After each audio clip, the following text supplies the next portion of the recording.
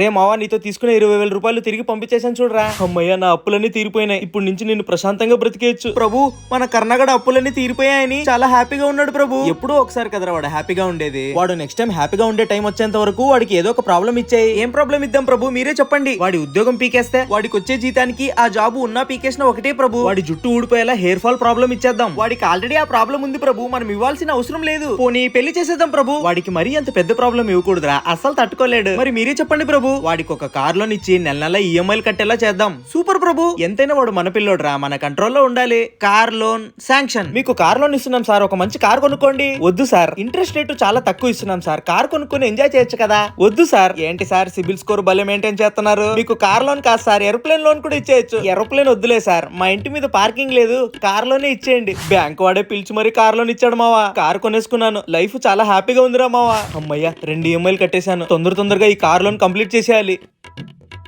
ఇంకెన్ని ఈఎంఐలు కట్టాలరా బాబు, నా జీవితం అంతా ఈఎంఐలు కట్టేకే అయిపోయింది. ఏం లైఫ్ రా మావా, వచ్చిన జీతం అంతా ఈఎంఐలు కట్టేకే సరిపోతుందిరా. నాకే ఎందుకు ఇలా జరుగుతుంది దేవుడా. ప్రభు, వాడు మిమ్మల్ని అడుగుతున్నాడు ప్రభు. ఇప్పుడు వాడు అడుగుతున్నాడు కదా అని కిందకెళ్ళి ఇప్పుడు వాడితో మాడతావేంటి? ముందు నువ్వు లాగౌట్ చేయి.